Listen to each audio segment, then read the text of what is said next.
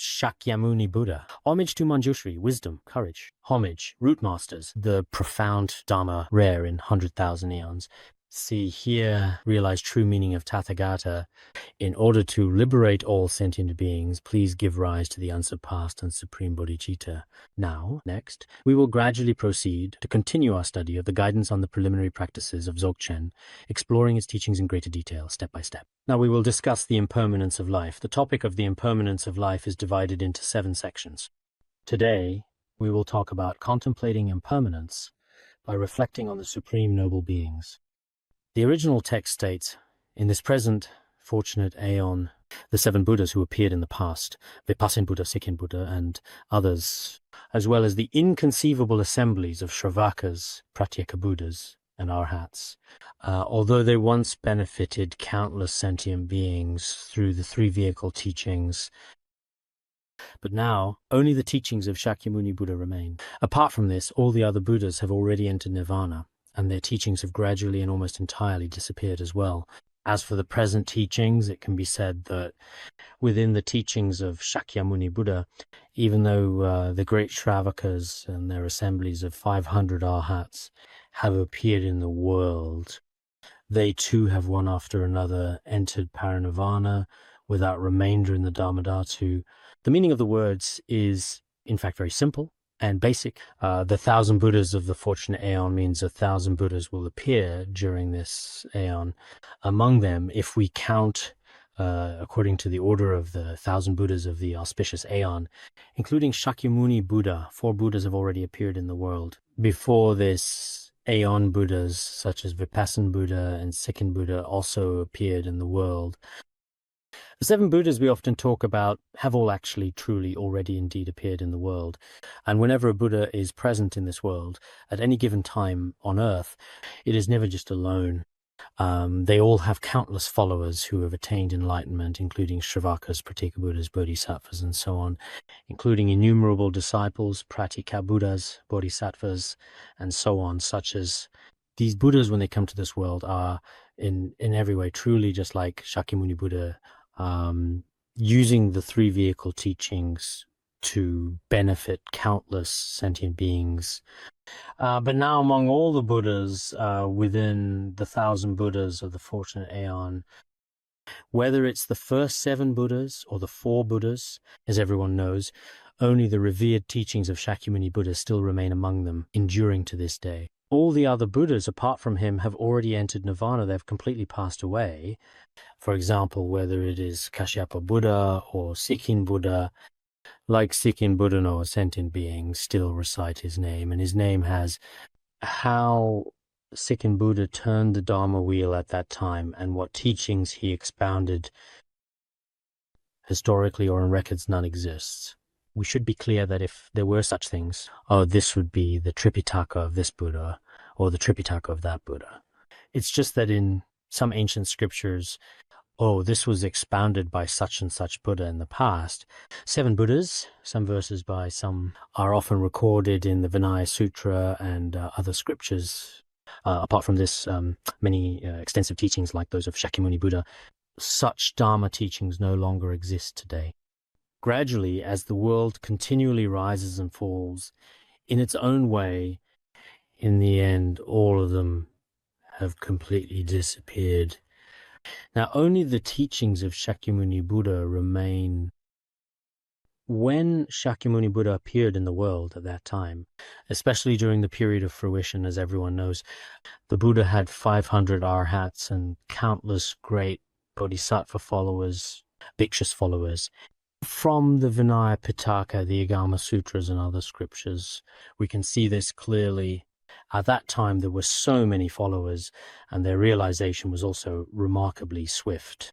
Such enlightened beings appeared one after another, but every one of them, without exception, including the Buddha himself and all of his followers, eventually entered nirvana, which in Buddhist belief. At the time when the Buddha was about to enter nirvana, Bhikshuni Mahaprajapati, the mother of all beings, once saw the Buddha with a gentle and serene expression, manifesting a subtle illness and softly, gently sneezing. At that moment, the mother of all beings said, "May the Buddha remain in the world for a long time." The Buddha replied, "You should not say that. You should wish for the Dharma to remain in the world for a long time." If the Buddha were to remain in the world for a long time, many sentient beings who are attached to permanence would not develop a sense of renunciation. He then gave further teachings to his followers. At that time, Bhikshuni Mahaprajapati, perhaps out of a profound sense of remorse and regret, it was thus manifested, entering nirvana together with all 500 bhikshunis present there at that time. As I previously mentioned when discussing history, since they were arhats, if they had been ordinary people, it would have seemed like suicide. But arhats have mastery over birth and death. So at that time, Bhikshuni Mahaprajapati still had a bit of, when she first ordained, she had issues with Buddhism. And in the end, there was still some, from the perspective of dependent origination, things were not very favorable. And she manifested entering nirvana. A few days after Bhikshuni Mahaprajapati entered nirvana, Maudgalyayana and Shariputra went to the realms of hungry ghosts and hells and saw the founder of a non-Buddhist sect suffering there. At that time, just as described later in the preliminary practices, after they came back and simply relayed the words of their own teacher, first, Shariputra passed on the message, but because there was no karmic connection from past lives, it was not heard. But when Maudgalyayana spoke, the non-Buddhists beat him severely. After that, Shariputra and 80,000 arhats manifested entering nirvana ahead of time together, and later Maudgalyayana also manifested entering nirvana together with 70,000 arhats. The Buddha entered nirvana. At the time of the Buddha's nirvana, some texts say that 80 million arhats also manifested entering nirvana. At this point, according to the common vehicle's perspective, all of the noble ones, all the Buddhas and these great disciples of the Buddha, one after another, manifested entering nirvana. The Dharma was basically like the smoke after a fire has been extinguished. No one left to teach. They were ridiculed by many gods and humans, and only later did the compilation of the teachings gradually begin. So, although the Buddha and these noble ones attained complete enlightenment and can be said to have eliminated all obstacles, in the face of inevitable impermanence, they could only demonstrate impermanence. There was truly nothing else that they could do, no matter how much they might have wished otherwise. Historically, including Shakyamuni Buddha, all his disciples, and his Dharma, it's proven everything is impermanent and inescapable. It is precisely for this reason that formerly His Holiness also said in the Song of Impermanence, "The wondrous sound of the waterfall, the perfect sage and Buddha's sons with complete realization and abandonment, although they once appeared like a sky full of stars, they manifested parinirvana to reveal impermanence." Reflecting on this, we deeply understand that all is impermanent. This means that even the Buddha, who attained complete realization and abandonment, including his principal disciples such as Shariputra and Maudgalyayana, these sons of the Buddha, although they once resided in the sacred lands of India and in this world, appeared like countless stars in the night sky with groups of followers having manifested. But in order to demonstrate impermanence to sentient beings who cling to permanence, they manifested parinirvana as a display of impermanence in all things. So when you thoughtfully contemplate this principle, you will truly and deeply realize, indeed, that all phenomena are impermanent. Why is this so? Because even those noble beings who were supreme in miraculous powers, transformations, and wisdom, if even they, too, could not truly withstand the inevitable impermanence in this world, after all, then how much more so for ordinary, everyday people like us? We should see this as an important reminder in front of the holy saints, extremely weak. Therefore, in the process of spiritual practice, the author also urges us to deeply contemplate the states attained by the great masters and accomplished beings throughout history, and then take a moment to reflect on what has become of them now in the present, including the Buddha, as well as many other notable examples from history and tradition, all of which clearly illustrate this important point. Those with wisdom after arriving in India should understand it's truly poignant. It is also said in the Mahaprajna Paramita Shastra, the body of the 10-power Buddha is endowed with light, and his wisdom shines with immeasurable brightness. This means that the Buddha's 10 powers and his body radiate light, and his wisdom also illuminates and enlightens all worlds.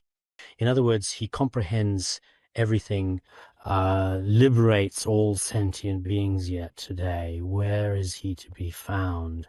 How could anyone with wisdom not feel sorrow? From this statement, it is clear Buddha's wisdom, immeasurable, and the Buddha's work of freeing beings is limitless. Yet now, everything is gone. Absolutely nothing remains.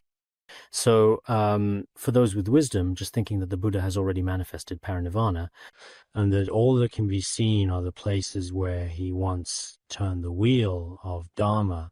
Apart from that, there is nothing else. When you think of this, you will inevitably feel a sense of sadness. If even the Buddha came to this world and manifested parinirvana, then we ordinary beings, as weak and insignificant as ants, what could possibly be resilient or enduring for us in this world? Such thoughts will inevitably arise in our minds. Therefore, whether it is indeed at the very beginning or even at the very end of the entire process of the Buddha's turning of the Dharma wheel, impermanence was most important. This is found in Kadampa teachings. When the Buddha first turned the Dharma wheel at Sarnath, in the Four Noble Truths, the first is impermanence, suffering, emptiness, and non-self. In the Four Noble Truths, impermanence comes first. And then, when the Buddha finally manifested parinirvana, after completing all three turnings of the Dharma wheel, he ultimately taught the Nirvana Sutra. After the Nirvana Sutra, the Buddha addressed his disciples, "Monks, please understand that all things indeed come into being due to causes and conditions." At that time, the Buddha gently and carefully loosened the robe on his upper body, pausing for a moment, letting the monks see the Tathagata's form. When the Tathagata appears, it is like the blooming of Udumbara flower. From now on, you must often contemplate that all phenomena are impermanent. Some historical accounts describe it this way. After saying this, he proceeded to manifest parinirvana between the twin sala trees. The Agama Sutras describe it this way. When the Buddha was about to enter parinirvana, he told all the bhikshus, all phenomena in the world are unreliable. One should completely abandon all worldly things and sincerely aspire to something higher. We should, without a doubt, genuinely aspire to that which is unborn, unaging, entirely free from disease, and truly undying, seeking that which is beyond all change. The ultimate peace, the ultimate nirvana, free from the pain of separation. In the end, he said, you should always reflect upon the principle of impermanence and constant change. This final sentence was spoken just before the Buddha manifested parinirvana. In other words, it is like a last will and testament left to the world. That is to say, the principle of impermanence and change. We are to reflect on impermanence and change. This is the Buddha's most profound teaching.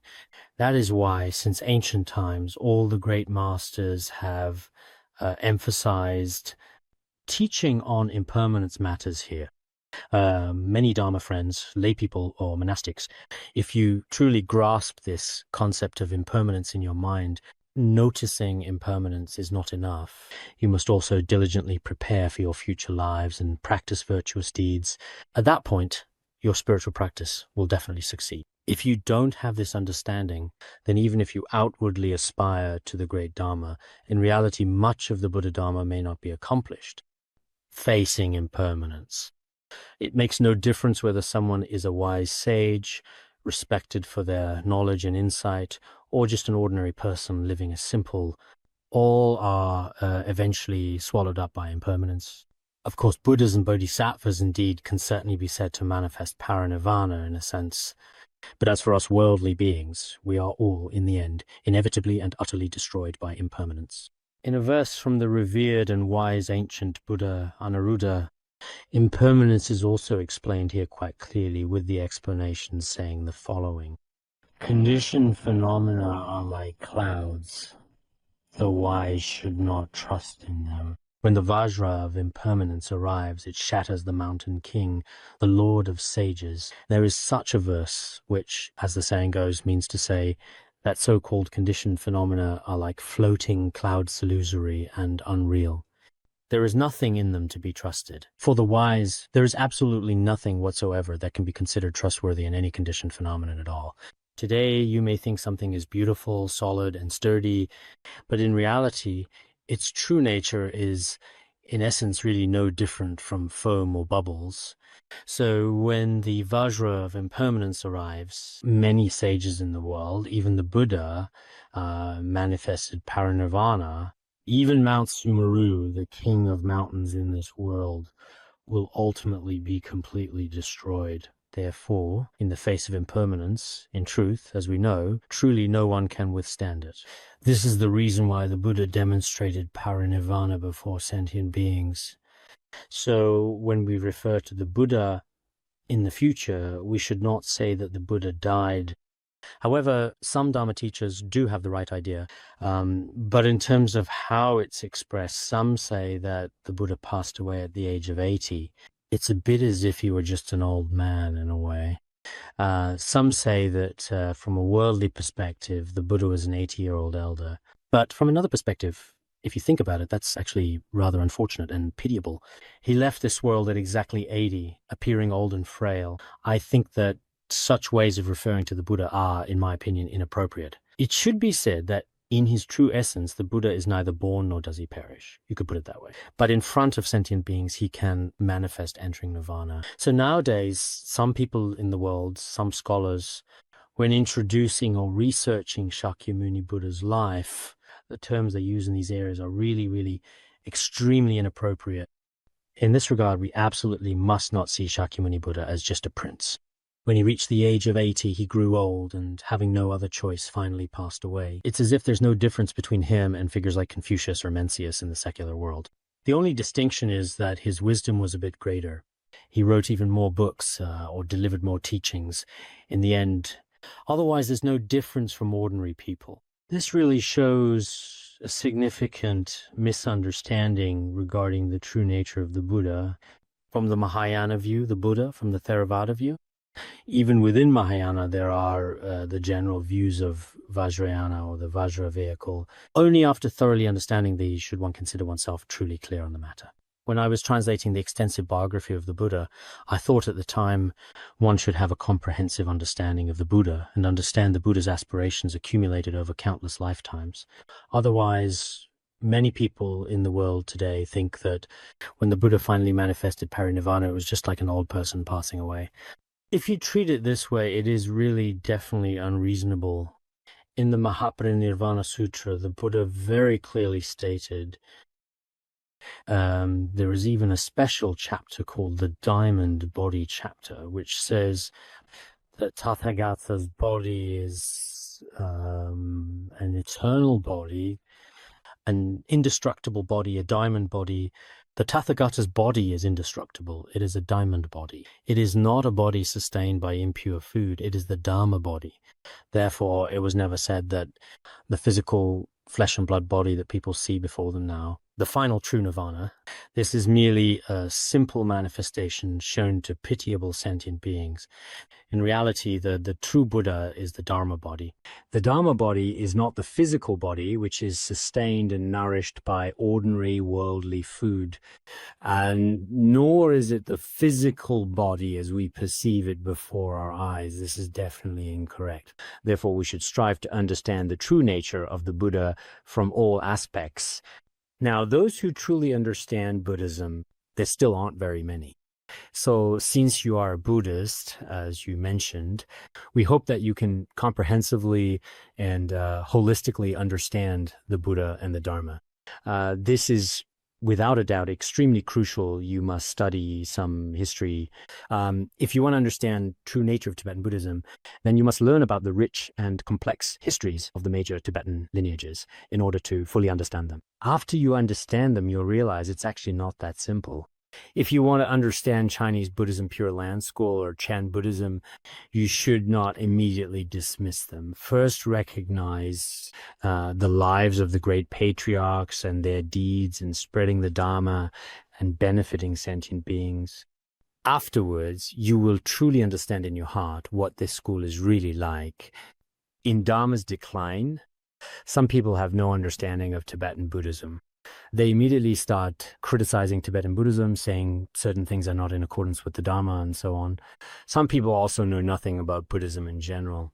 Then they casually fabricate things based on their own biased thoughts, or perhaps slander or misrepresent some of Buddhism's especially notable and meaningful words, actions, and ideas. All of these are extremely foolish behaviors. Therefore, we must truly seek to understand and appreciate the fundamental principles of impermanence as they were taught by the Buddha. This is about the impermanence of the Buddha and his retinue. In addition, notably, in the Holy Land of India, there once appeared those who possessed the complete qualities of the path, the 500 arhats with great supernatural powers, miraculous abilities, and who compiled the scriptures, as well as the 2 supreme ones and the 6 ornaments and the 80 great accomplished ones. However, now not a single one of them remains in this world. Only the biographies recording their lives and appearances have now been left behind among humans. Therefore, regarding the Holy Land of India, which is revered by many as the sacred place where the Dharma, the profound spiritual teachings, first arose and spread throughout the world, its significance cannot be overstated. If we look at history, especially the history of Indian Buddhism, from a historical perspective, those who had perfected the path's qualities, possessed supernatural powers and worked miracles, the holy beings and arhats at the 3 great councils, there were truly a remarkably great many of them, so very many indeed. There were 3 great councils held, generally speaking, after the Buddha's parinirvana. The earliest treatise is called the Abhidharma Mahavibhasha Shastra. The foundational teachings of the common vehicle generally hold that it was composed by many arhats. The very first treatise of all is the Abhidharma Mahavibhasha Shastra. And then, as for the very beginning of all the sutras, in the later period of the Lotus dynasty, there was a thoughtful and wise king named Moon Protector. Inside King Moon Protector's palace, a scripture chest appeared. This scripture chest held the 8,000 verses of the Perfection of Wisdoms. The exoteric tradition holds that this is the 8,000 verses of the Perfection of Wisdom, but the esoteric tradition calls it the Tathagatagarbha Tantra. Many respected historians, as well as some wise scholars, believe that it is truly the very earliest of all the scriptures. In his History of Buddhism, His Holiness Dujom Rinpoche said, some people believe only after the 3rd council were Buddhist scriptures written down, but this view is unreasonable. The 8,000 verses of the Perfection of Wisdom notably appeared in the world well before the 3 important councils were held. Therefore, the earliest scripture is the Ashtasahasrika Prajna Paramita. In Tibet, I don't know about other places. In our region, as lay people, in every household, each family invites 8,000 verses of the Perfection of Wisdoms. I asked elderly, and they don't know either. But in the past, this tradition existed. Every family had to invite 8,000 verses of Perfection of Wisdom. After the Cultural Revolution, Buddhism essentially disappeared from almost every household. When religious restrictions relaxed, I heard that the Ashtasahasrika Prajna Paramita was being sold on the street, and it sold out quickly. Everyone could bring a copy home. So I wonder if this is how the tradition originated. As for the specific reason, I'm not entirely sure either. Generally, for example, whenever a family establishes a new household, first, they bring home a copy of the Ashtasahasrika Prajna Paramita as tradition. So looking at it from a historical perspective here in particular, in the past, in the sacred sites of India, there were many arhats who compiled the scriptures. They also manifested parinirvana. Especially after the 3rd council, many arhats entered parinirvana. In fact, the 3rd council took place during the reigns of 3 different kings. There were constant disputes among various sects within the Hinayana tradition. Later, they began to carefully compile and record the teachings in written form. As for the two supreme ones and the six ornaments, they represent the Mahayana teachings of Shakyamuni Buddha. Nagarjuna Bodhisattva, foretold by Buddha, founded the Madhyamaka middle way school. In other words, they are the authors of treatises. The first author of Madhyamaka treatises was Bodhisattva Nagarjuna. The author of Yogacara treatises, who was also prophesied by the Buddha, was Asanga Bodhisattva. The author of the treatises on Buddhist logic, Pramana, was Dignaga, who had a direct vision of Manjushri Bodhisattva. These three individuals are commonly referred to as the three great founding authors of treatises. That is, they are considered the original originators of the treatise tradition. As for those who explain their views, the renowned commentator on Madhyamaka was Aryadeva, the wise master who was said to be born from a lotus. He provided detailed explanations regarding Nagarjuna Bodhisattva's views. Vasubandhu, who could memorize 990,000 scriptures, explained the Yogacara, mind-only views of Bodhisattva Asanga. Dharmakirti, the master who attained complete mastery and had a direct vision of the holy ones, explaining Dignaga's viewpoint in detail. These latter three are called the three great founders of the commentary tradition. The former are the authors of treatises, while the latter are the commentators. Among them, the well-known Nagarjuna Bodhisattva and Asanga Bodhisattva, respectively, are also referred to in some historical texts as the two supreme ones. Two supreme ones, Nagarjuna, Asanga. In other historical texts, Gunaprabha and Shakyaprabha were the authors and propagators of Vinaya. These two are added at the end, just as before. You see, while Nagarjuna Bodhisattva and Asanga Bodhisattva are regarded as the two supreme ones. The other six are the six ornaments. Such accounts exist. In short, the entire world becomes adorned. As Buddha Shakyamuni's Dharma spreads in the human realm, whether it is the six venerable ones or the eight venerable ones, they are called the two supreme ones and the six ornaments. In this regard, whether it is Chinese Buddhism or any Mahayana tradition today, no one would deny this. Everyone truly should acknowledge it. There are also great scholars such as Chandrakirti and Shantideva, two exceptionally rare and remarkable masters, among others. In the sacred land of India, many such great accomplished beings have appeared. Moreover, there are the 80 great accomplished masters. In my book, The Marvelous Legends of Esoteric Buddhism, I shared their stories. There's another book which also recounts many of these stories, including the stories of Saraha, Loipa, and others. There was a truly great and accomplished master named Lavapa, also known as Lopava. Some sources call him Lopava, others the woolen cloth master. This means that, in fact, this great master owned only a single piece of clothing. He would often, on many different occasions and in a variety of settings, display all sorts of miraculous signs and extraordinary wonders in front of people, making sure that once a demoness rained down stones upon him. Then, when he invoked the generation stage to bless the situation, within the entire area of his protective mandala, absolutely none of the stones, not even a single one, could possibly fall. He thought if generation alone has such power, then the completion stage must be even better. So he visualized using the completion stage, and as a result, all the stones remained suspended in the air. Historical records that these ancient stones are still quite remarkably hanging in the air or resting on some rocks even now to this very day in this area. It is said that this can still be witnessed to this day.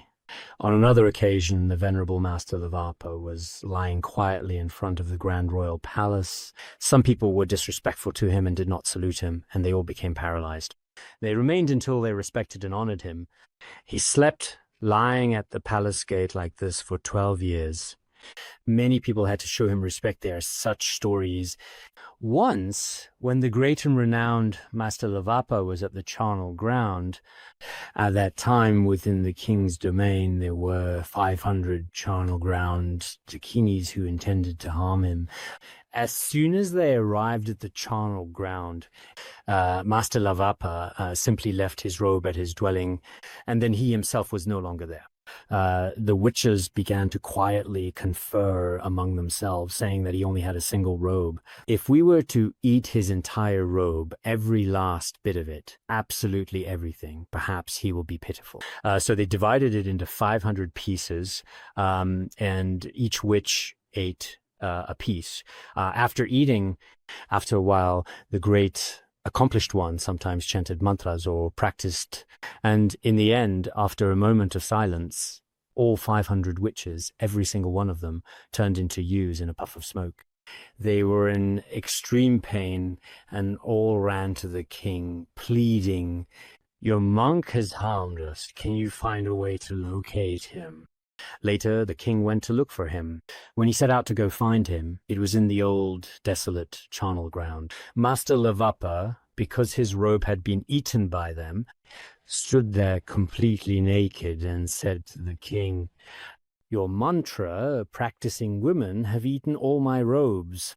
If I don't summon them, I have no way to recover." Later, the king and mantra practitioners collaborated to solve it. They summoned all the witches.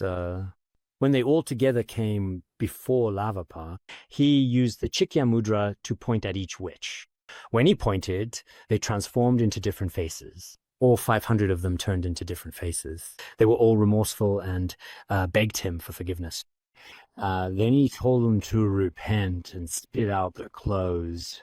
When the clothes were spat out, some of the clothes could be pieced together completely. But when everything was pieced together, some parts were still missing. Later, it seemed that there were 3 queens in the palace, so they were summoned as well. After finding it, I basically put the clothes together. Once the clothes were assembled, he recited mantras to restore them to their original state. So even such accomplished practitioners also demonstrated parinirvana in the end. Now, all that remains are simply some written records in history. Aside from that, in India and similar places, and works like History of Indian Buddhism and biographies of eminent monks and masters, and in some rare biographies from what you read is amazing. Later, those accomplished masters who practiced Vajrayana Buddhism, but now all of them, in the face of impermanence, could not escape and have already demonstrated passing into parinirvana. In the snowy land of Tibet, when Padmasambhava, the second Buddha, turned the wheel of Dharma, of maturation and liberation, the 25 disciples, kings and ministers also appeared. The 80 disciples of Yeshe Tsogyal. Afterwards, the 3 great masters of the Nyingma old school, known as the Soxanas, emerged. And in the new schools, the 3 great masters, Mapa, Milarepa, Gampopa, and other sages and accomplished beings, all of them have already appeared in the snowy land of Tibet. Padmasambhava, the second Buddha. The second Buddha came into this world. He can be called the second Buddha. Some people ask, how can Padmasambhava be called the second Buddha? How can there possibly be 2 Buddhas? He really shouldn't be called the second Buddha at all. Actually, this kind of statement is simply incorrect. Nagarjuna Bodhisattva is sometimes called second Buddha. And the scholar Vasubandhu is sometimes referred to as the second Buddha. In China, Master Jizhe of the Tiantai school is often called the Little Shakyamuni by later generations. Shakyamuni Buddha India, Little Shakyamuni China. If Little Shakyamuni is acceptable, then second Buddha is too. Just like champion and runner-up or other such titles, there's nothing wrong with saying the second Buddha. Because indeed, if we understand Tibetan Vajrayana Buddhism, especially the contributions of Padmasambhava to Buddhism, if you truly understand, then you can't help but develop faith. Because when you know some of the merits of Padmasambhava and the power he showed during Degenerate Age, I think about this. It is thanks to Padmasambhava's blessings that there is so much Tibetan Buddhism today. Even though in the Degenerate Age, all kinds of defilements and storms are raging, constantly stirring up trouble here, Tibetan Buddhism has remained completely intact. This is also simply due to his unique blessings. At that time, Padmasambhava conferred spiritual empowerments to mature, fully developed sentient beings and carefully taught Dharma instructions in order to liberate them. When he turned the wheel of Dharma, the 25 great disciples of Padmasambhava also emerged. The stories of accomplishment of each of these 25 great disciples are recorded in the biographies. Some of them are included in the Dujum history of Buddhism. Check them. Some controlled fire, some controlled wind, which is truly, absolutely incredible. There were also 80 masters of Yewa, but in fact, these are just the ones that are recorded in writing. In reality, there were thousands, a huge number of accomplished masters. Within the Vajrayana teachings, in our Nyingma tradition, there are the three. So Suk and Nu, Sokpo Palshe, Wangchuk, Sukyen, Shakya Yungne, and Nupyen Zangye Yeshe. Each of these figures has a substantial biography in Buddhist history. I won't go into one. There are also the new schoolmasters, Mapa Lotsawa, Milarepa, and Gampopa. Their stories basically, since in our Nyingma tradition, the three great masters, Suk and Nu, these histories are ones that many people might not know about. Maybe this year I'll be able to finish translating the Dujum Buddhist history. I hope each of you will read it once, and after reading it, you may be interested in Tantra, especially the entire history of Tibetan Buddhism. It will give you a relatively fresh perspective, like Mapalot Sawa. And why is it that so many people are familiar with Milarepa's biography? In the past, probably in the 70s and 80s, when was it translated? Translated at that time. So whenever Milarepa is mentioned, everyone has some idea about him. But when Nupchen Sangye Yeshe is mentioned, no one knows. So sometimes I feel that understanding history is extremely important. If you really know about some of the great accomplishments of these individuals, you rarely doubt them or form wrong views. That's why these truly great accomplished masters are, in fact, truly incredible. Most of them have attained the fruition of realization. They can command the four elements, manifesting miraculous powers such as turning what is real into unreal and the unreal into real, and so on. Fire cannot burn them, water cannot drown them, earth cannot bury them, and they never fall into dangerous places, away from the damage of the four major, whether it's the great accomplished masters of India or those of Tibet. It's truly the case that the four elements cannot harm them. They have already attained mastery. An example is given. For instance, when the venerable and highly revered Tibetan yogi Milarepa was residing in the Nisyangade cave in Nepal, then, while he was observing silence, many hunters came. They asked, "Are you really a human or a ghost?" That's what these hunters said. Be it hunters, butchers, or criminals, these bad people often simply have nothing to do and frequently cause trouble for great accomplished masters and good people. The venerable one sat silent, upright, gazing into the void. He didn't say a word. So these hunters proceeded to shoot a remarkably large number of poisoned arrows at Venerable Milarepa. However, none of them managed to hit him at all. They kept shooting arrows at him, but not a single arrow actually struck its target. Then they dragged the Venerable One into the water and threw him into a dark and deep abyss. But the Venerable One leapt upward and returned to his seat, sitting calmly as before. So what did this group of hunters do next? They tried throwing him into fire or off a cliff, but nothing worked. There was nothing they could do. In the end, the hunters piled firewood on the Venerable One and set it alight. But no matter what they did, the fire just wouldn't burn. It simply wouldn't catch. Milarepa, such a great, accomplished master, but even he eventually manifested parinirvana. We need reflect. These stories are not for us to learn history. It's not that we're taking a history class. While we are learning history, we should truly develop a sense of impermanence in our hearts. Venerable Padua had over 20 disciples. Among them, 500 disciples had already developed a sense of renunciation toward this life in their mental continuum. These were people who truly understood impermanence, who meditated on impermanence and gained experiential realization. So here, at this point, we don't know, after practicing, how many people have genuinely come to feel that all phenomena are impermanent. We discussed impermanence in containers. No sentient being can escape impermanence.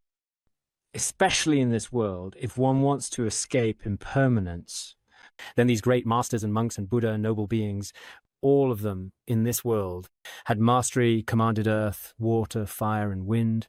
So why are these people not in the world today living forever and never aging? Why is that? In fact, such a thing does not exist. It is simply impossible to remain in this world forever. So from this perspective, we should reflect on this again and again.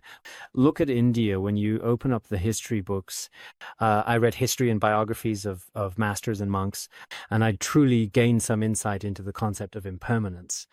Whenever I read the biographies of these great masters from Tibet, it's also easy to realize impermanence is real. Many great masters and eminent monks have appeared in the world, and their miraculous powers, supernatural abilities, and accomplishments are beyond imagination. None remain in the same way as we have done previously. We reflect once again on Chinese Buddhist masters and monks. For example, in the Pure Land school of Chinese Buddhism, from Master Huiyuan of Donglin Temple on Mount Lu all the way to Master Yingguang. Historically, it is said that there were 13 generations in between. All these masters and monks of the 13 generations entered nirvana. Now, all that remains are some of their teachings and some history. Next, let's talk about the Vinaya school for a moment. From Master Zhao Xuan in the Tang Dynasty all the way down to Master Hongyi at the end. There may have been 11 generations. During this period, many eminent monks and masters upheld the precepts. But now, at this point in time, only the history remains. They simply no longer exist anymore. Then there's the Huayan school. At the very beginning, or the initial period of the Huayan school, there were Bodhisattva Asvakosha and Bodhisattva Nagarjuna, according to their lineage. The lineage was ultimately passed down to China, to Master Dushun. Master Dushun lasted 7 generations, recorded in history. But now, essentially, at this point in time, all of it, as we see it today, is just history. The once flourishing Chan Zen school is the same, from the 28th Patriarch Bodhidharma upon arriving in China. He was considered the first patriarch of Chan Buddhism in China. The lineage continued to the 6th Patriarch Huineng. After the 6th Patriarch Huineng, at that time Bodhidharma also made a prophecy saying that after the 6th Patriarch, the robe and bow were not passed down, but the Dharma seal could be passed down. After the 6th Patriarch, although there was no such individual transmission, later the well-known Linji school, the distinct Feian school, and several other influential schools emerged. There were 5 schools, including Kaiodong and others. Even though the various sects have continued, Chan Buddhism has still been faithfully passed down all the way to the present day. But those monks and masters of the past have manifested parinirvana. At that time, many of these great masters were actually incarnations of highly accomplished beings. For example, the Master Dushun, whom I just mentioned, was indeed very famous and widely recognized within the Huayan school. Moreover, people all indeed regarded him as a manifestation of Manjushri Bodhisattva. How did they know he was a manifestation of Manjushri Bodhisattva? It is said that when Master Dushun was alive, every day he would go up the mountain during the day to plow the fields and do some farm work. And every night he would recite the Avatamsaka Sutra, keeping this routine year after year without change. He maintained this routine every single day, plowing the fields or doing farm work during the day and reciting the Avatamsaka Sutra throughout the night. I truly admire this kind of dedicated practice. Although it seems ordinary, it appears that daily, other than this, there are no other activities. In reality, we actually need to maintain a consistent practice over the long term. Otherwise, today you see a Lama and say, "Hello, Lama, you are truly a wish-fulfilling jewel." Teachings, recommend recitation collection, I want to start learning. And then he teaches you. Eventually, enthusiasm fades. Find another Lama. Lama, you are surely a manifestation of Manjushri Bodhisattva. Today, look for an emanation of Manjushri Bodhisattva. Tomorrow, look for an emanation of Avalokiteshvara Bodhisattva. The day after tomorrow, you look for a manifestation of Mahastamaprapta Bodhisattva. In this way, you keep searching day after day, and after a few years, you don't even know what exactly you've learned or how much you've forgotten. So, for some people's life experiences, even they can't explain or figure it out. This approach isn't very good. Ideally, when you develop faith in a teacher and teachings that you have a karmic connection with, the day you develop faith, you finally leave this world. I truly believe that this becomes the anchor in your heart throughout your entire life, always. This is very important. So at that time, Master Dushan was like this every year as well. He had a disciple with him over 10 years. This disciple had great faith in him, but later he felt he learned little. Every day his teacher farmed and recited the Avatamsaka Sutra by night, nothing else. Eventually, after some time and careful consideration, he decided that he wanted to leave, and so he formally requested permission to go to Mount Wutai, whether it was an excuse or he genuinely wanted to pay homage to Manjushri Bodhisattva. At first, the master did not agree. You should just stay here. There is no other Manjushri Bodhisattva. But he refused to give up and kept making the request. Initially, he just stayed. Master, since you say, I'll stay a few more days. Then he thought it over for a while, but in the end, he still insisted on leaving, and he gave many different reasons. Finally, Master Dushun said, if you really must go, take 2 letters from me. There were also some addresses written on the back of the letters. One letter was to be given to Lady Ching and the other to Mother Pigso. In total, there were 2 letters to be delivered altogether. On his way to Mount Wutai, the disciple began making inquiries, constantly asking around. By using the addresses and asking for directions, he finally found Lady Ching's address. When he arrived, it turned out to be a brothel. The so-called Lady Ching was actually a prostitute. When he saw her, he was very surprised and thought it was, how could my master possibly have a prostitute as a friend? He handed the letter to the prostitute, and as soon as she read it, she died immediately. The disciple found this extremely strange. He picked up the letter to take a look, and it said, Avalokiteshvara, my affairs are now complete. It's time for you to leave as well. There were only these few words. Even then, he still hadn't fully realized the actual truth of the situation, and so he simply continued on his way, unaware. He went to look for the second person, Mother Pig, and finally followed the address to find her. In the end, he went into a pigsty where there was a big sow. Then the disciple very slowly and carefully placed the letter right in front of the old sow, making sure it was in plain sight. Old sow described an aspiration of Sukhavati, used her snout to nudge open the letter, and then the sow died on the spot. After she died, the disciple again found it very strange. He immediately picked up the letter to take a look, and it also said, Samantabhadra, my affairs have been completed. It's time for you to leave as well. The disciple still hadn't realized the truth and continued on his journey. He arrived at Mount Wutai and met an old wise man. He asked, Manjushri Bodhisattva, I want to honor Manjushri Bodhisattva. The old man told him, actually, your master is Manjushri Bodhisattva. Even at Mount Wutai, there is no other Manjushri Bodhisattva. At that moment, he developed faith in his master for the first time. Suddenly, the old man also vanished completely without a trace. Then he realized there was actually no need to go to Mount Wutai to see Manjushri Bodhisattva. He hurried back quickly and after a short while, but when he returned, his master had already passed away several days earlier, so he never saw him again. So at that time, Master Dushan, people only later realized that he was Manjushri Bodhisattva.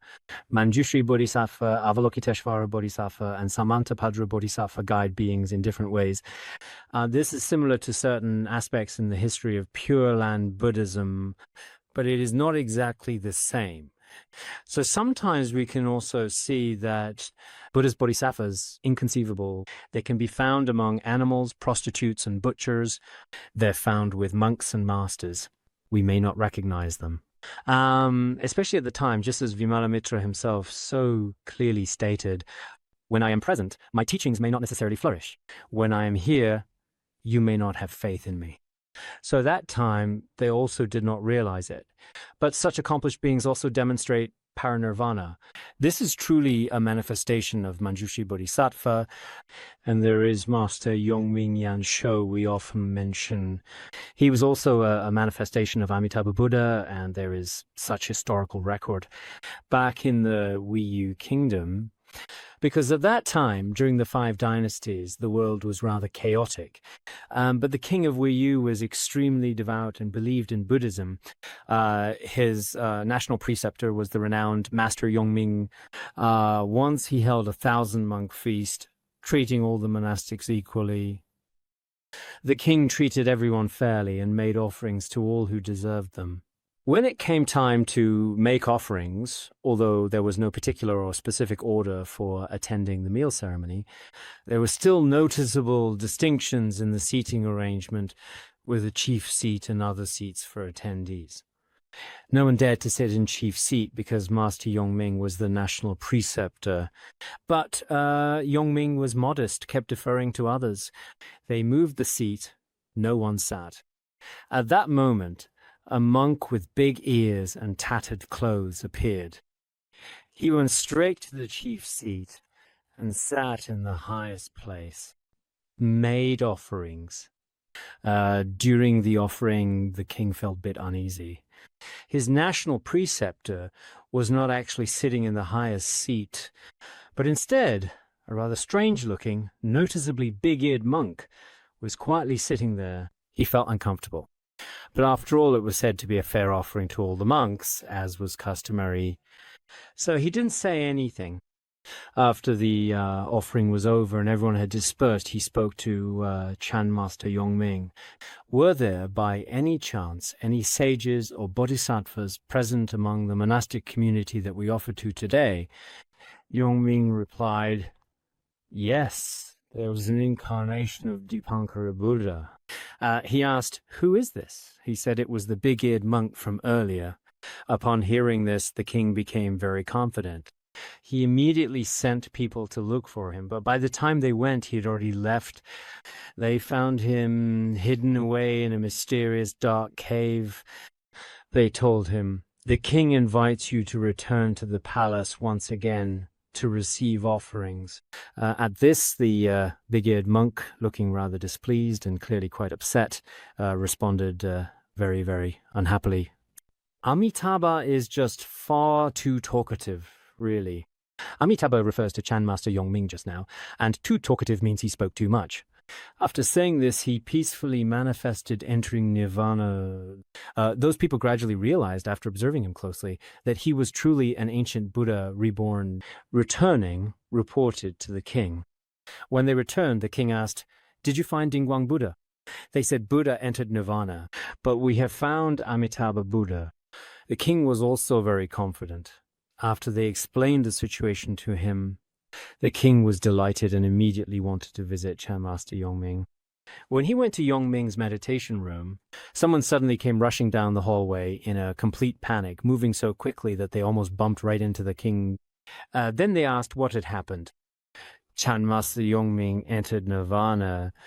So, when many incarnations of Buddhas and Bodhisattvas pass away, many eminent monks and great masters today are similar. Looking back through history, it appears that many of them pass away one after another. This kind of phenomenon is quite common. So I think whether in Tibetan regions or in Han regions, there truly have been many eminent monks and great masters manifesting in this world. But now it seems that all of them have already manifested nirvana. So earlier, we basically just took some time to analyze the life stories and passing of some eminent monks and great masters from Tibet, India, and Han regions. Although there have indeed been countless such great accomplished beings appearing in the world, ultimately, in the end, they all demonstrated the impermanent nature of existence. Now, only a very few biographies remain indeed. In Tibet, many great accomplished beings and some practitioners, their biographies no longer exist, only some legends remain. In fact, there have been an extraordinary number of great accomplished beings who came to this world and benefited countless sentient beings. Tutun's treasure revealers. There have truly been many, many remarkable tertones in Tibet. Padmasambhava said, in each different place, a tertune would appear. All of these tertones, all of these are my monuments. This includes our small area. For example, tertones from Surtar and Luhuo. They left behind an incredible number of terma treasures. However, some of them are simply not recorded in the available historical texts. When I used to read the Buddhist history written by Dujom Rinpoche, many tertones from our vicinity were basically not mentioned. So in this world, there are countless accomplished masters. It's just that we haven't seen them, haven't heard of them, and have simply passed them by. For us, it is due to our past negative karma, blown by the winds of negative circumstances, and connected by negative habitual tendencies. Our mind streams use this body, a brief mix of 4 elements, and we have no way of knowing when or where this illusory body will be destroyed. Therefore, from now on, we should diligently and sincerely cultivate virtue and accumulate merit with our body, speech, and mind. As we contemplate, we should also practice sincerely. Indeed, we have certainly committed many negative actions in our past lives, like killing, stealing, sexual misconduct, and lying. This body of ours is the result of negative karma, surrounded by the conditions of the 5 degenerations of this world, and outwardly entangled in deluded phenomena. At any moment, we can be swept away by these forces, just like being blown by the wind. In this world, we are tossed about by the winds of circumstance. Mentally, are countless negative habits from our past lives. With a mind shaped by such unfavorable causes and conditions, relying on this temporary aggregation of the 4 elements, what is there that we can truly depend on? Even the masters of the past passed into nirvana. We look at body, this form of mind, whether the mind depends on it or the body is dependent upon, none of it is really truly reliable at all. It's like a very delicate, extremely refined imported product in the world, carefully crafted and brought from afar. If it is extremely easy to break, then a cheap domestic counterfeit can easily destroy it. So, as ordinary people, our bodies are simply not dependable at all. Therefore, in order to attain true meaning, we must begin to practice from now. We must contemplate death and impermanence. There was once a disciple of Thabo Rinpoche who was remarkable. He was an accomplished practitioner. There was a Khenpo disciple who kept asking him to give teachings, to transmit a Dharma teaching. He kept refusing, and the disciple repeatedly begged him. Finally, he took the disciple's hand and said, "You will die, and I will die. My own teacher gave me this teaching in the same way. Other than this, there's nothing else to transmit." At that time, this Khenpo disciple kept practicing this instruction diligently. He too attained realization. For some, whether sharp-minded or specially connected, a single phrase, some say, "We both die," may not satisfy the disciple. I understand this. You really don't have to explain it to me, honestly. But for those with faith, this teaching can lead to realization. Therefore, we must in every way reflect on the great masters of the past, read more history, and then reflect on it yourself. Consider how these great accomplished masters once spread the Dharma. But now, apart from just their names, nothing much remains. So, all the more so for an ordinary person like me, I will definitely leave this world. When I leave this world, what is the only thing that will truly benefit me? It is the Dharma of liberation. Therefore, I must reflect on impermanence. Practice Dharma diligently. Stop here.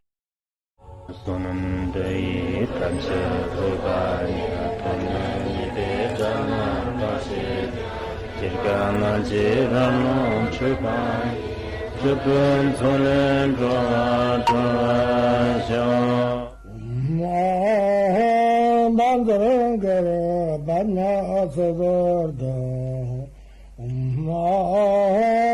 Bandara Padma Sada Bandara Padma Sada